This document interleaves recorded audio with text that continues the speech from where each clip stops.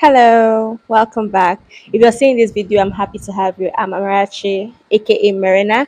I'm looking for a job, and I guess you're also looking for a job, or you have the intention of finding a job. Then come on, let's find this job together. Even if you're a business owner and you're looking to employ somebody later on, this will also help you. So don't be quick to scroll away. So maybe you've been sending applications to various companies and organizations and you have not even gotten a call back to an interview, let alone saying, okay, you ain't a good fit.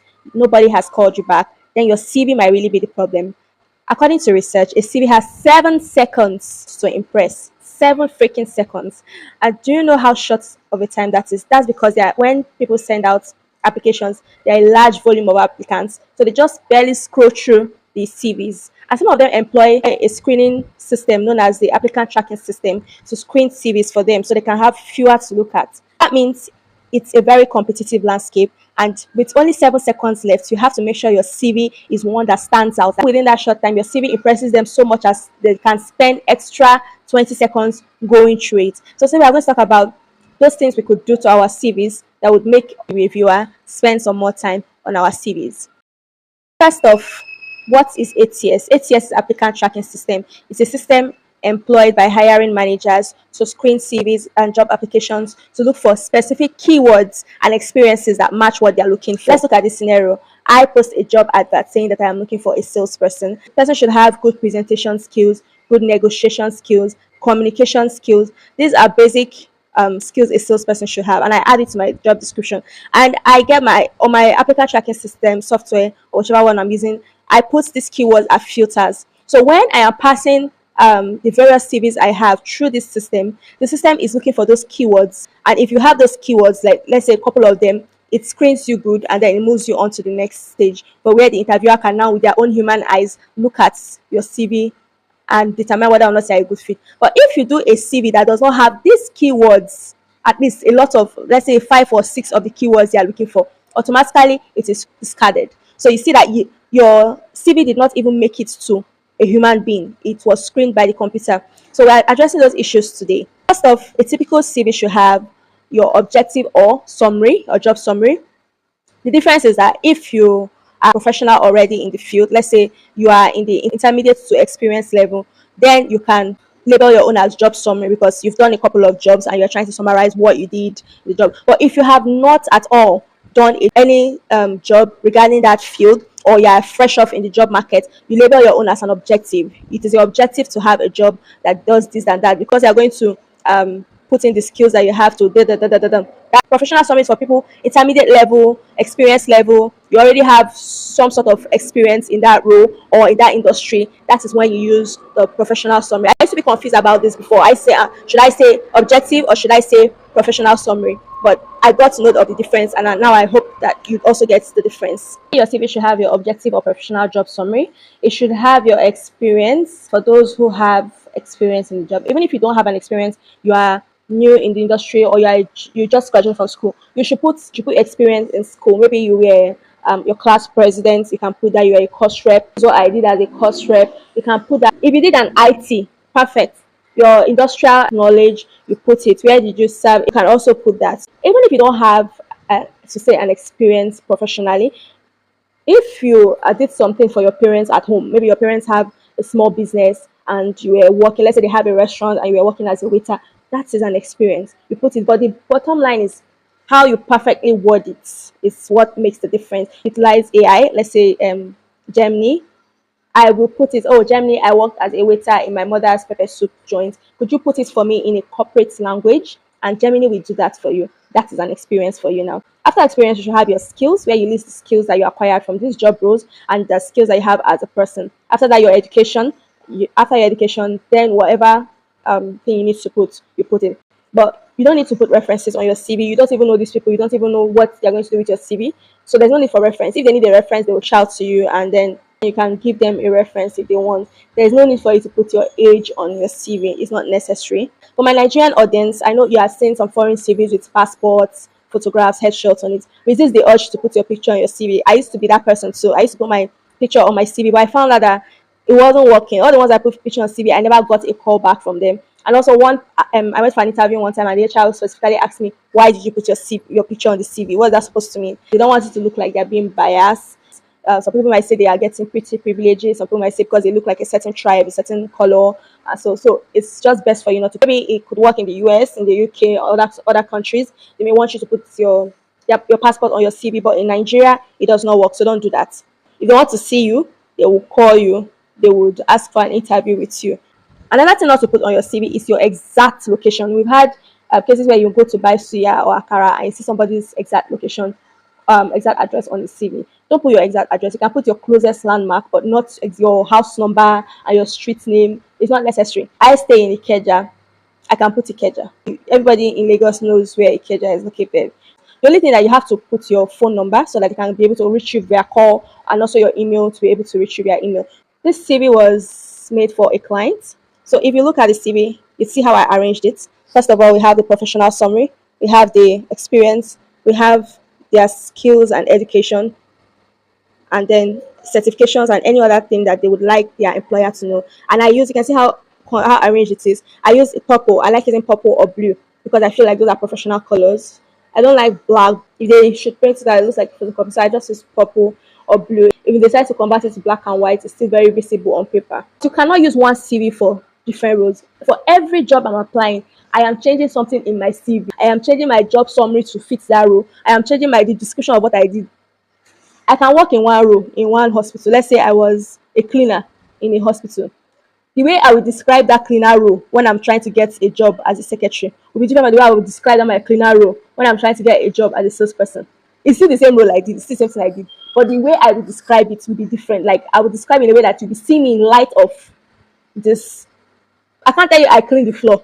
What does cleaning the floor have to do with the fact that you want to be a secretary? No, I won't describe it like that. I'll tell you that while I was there, I made sure to organize things. I made sure everywhere was tidy. I had good work, good organizational skills, good time management skills. I could prioritize it. Of course, I was prioritizing so that I know that cleaning reception is better for me to clean reception first than offices. At least when people are coming in, it should have dried before people come in. I was prioritizing tasks. I'm not gonna tell you that I used to clean reception first. No, I was able to prioritize tasks to know which one came important. That's skills. I did not lie. That's the way I describe this for you. So you have to learn how to describe your jobs without lying, because I don't advise people say fake it till you make it. You can lie if it suits you. But if tomorrow now they decide to investigate and maybe call your former company and say, yeah, no, she was not sales manager, she was cleaner. You can say that your integrity has been compromised already. Jobs, I would not even write I was a cleaner. I would write I was an office manager. I was managing the affairs of the office. I was making sure every of the team member had what they needed, even though it was for me to go and buy food and maybe help them to buy pen. But I mean they had what they needed.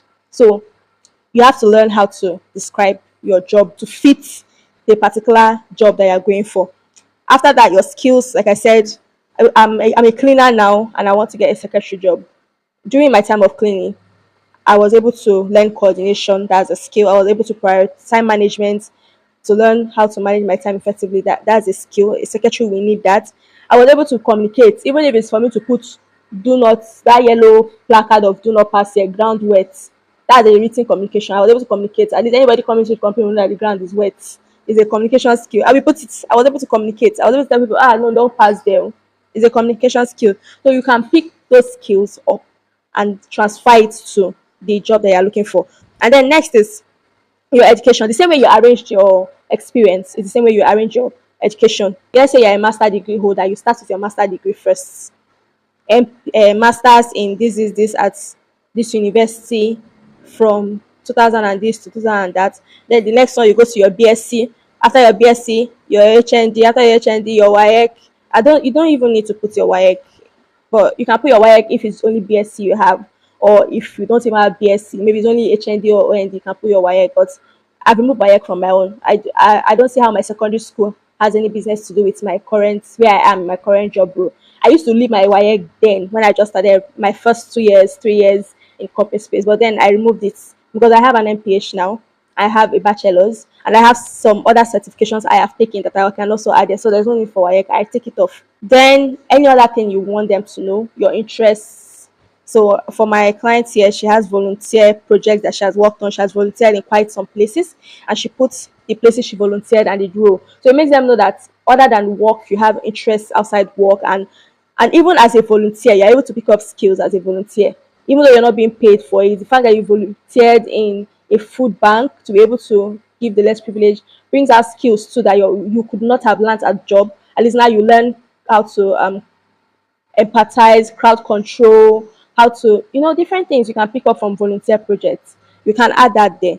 If it's an international job role and you want to impress them, you want them to know that you know how to speak French, you know how to speak German. You can also put the languages: Nigerian English, German, French, whatever language it is. You can add it there to impress them. Always, like, your CV should be well arranged, in that the person doesn't have to start looking for, where did she list her education. No, the same way I listed this person's own, you can see the headings. You can see the headings. That is how I also list my own too. You can see the headings, even though there are different CVs formats, but everything is there. So now I hope I have been able to explain for you. You know what ATS is. You know how to tailor your CV. Make sure you read the job. Always read the job description properly, so that you can pick up what these people want, who they want. Pick up those words, pick up those responsibilities, and go and edit your already existing CV. We edit everything to make sure that they are making you look like a good potential for that job. Make sure you incorporate the skills that they want. Put it in your own CV. The keywords, put it in your own CV. Always edit your CV. Never send the same CV for, except it's exactly the same role. Maybe customer service manager at company A, customer service manager at company B, then that is when you can now say, okay, that's how I do my own. I have a customer service CV. So if it's client relations, customer service, I know that they are all in the same business. So I have that particular CV for that, edited for it. I will send it. The same way, if I have a sales CV. This is sales CV for medical equipment. So if the job role says sales, for sales specialist, sales this, medical sales representative, I have a CV for that. I will send that. If the job role says business development manager, I have a CV for business development manager. That is the one I will send. So you can have 3 CV formats. You can have 4 CV format, depending on the roles they are targeting. So each CV is formatted for that particular role, but it doesn't harm to still read through the job advert, and maybe there might still be some things that you might want to add into your other CV, and then you add it. Another important thing to note when sending CV is save your CV with your name, Amarachi Merena underscore CV. Now, for my own case, because I told you I have different CVs, so that I will not mistakenly go and collect another CV and send, I will now save it as CRM. Amarachi dash Gabriel on dash CV underscore CRM. That CRM is for me, it's not for the company.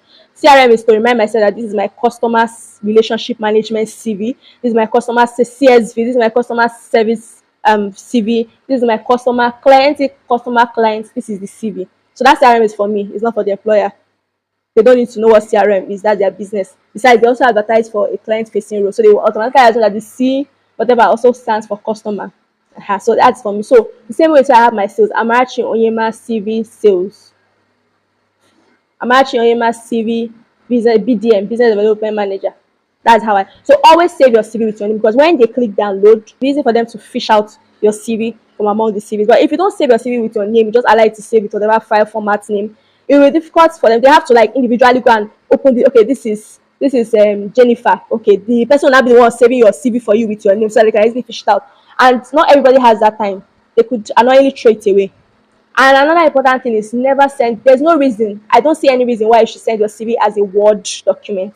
There was a time someone did an experiment on Twitter. He asked me to send their CV, and he openly let everybody know that if you send your CV as a Word document or an ODF document, that he threw it out. He deleted it, and that's the truth. With Word documents, the person can edit your CV. So why are you sending your CV for the person to edit your CV? The person can delete something from your CV. Always send your CV as a PDF format. Nobody can edit PDF successfully. It's difficult. You have to have the right tools to edit PDF, and even like that, it's not always successful. So that they don't mistakenly, when they are viewing your CV, they don't mistakenly go and delete something. Always send it as a PDF, except the person exceptionally tells you to send it to them as a Word, which is unheard of anyway. But always send your CV as a PDF. And more apps, like your browser apps, can open PDF, but they can't open Word. So if you send it to me now on my phone, this phone, I don't have a Word app on it. So if you send your CV to me in Word form, I can't open it on my phone. Because this phone doesn't have enough memory for me to go and download Microsoft Word or any other app that can open Word. So I can't view your CV. But if you send it to me as a PDF, my browser can open the PDF. My browser will open the PDF. So always send your CV as a PDF. Stay tuned for the next video. I'll see you later. I will talk about cover letters in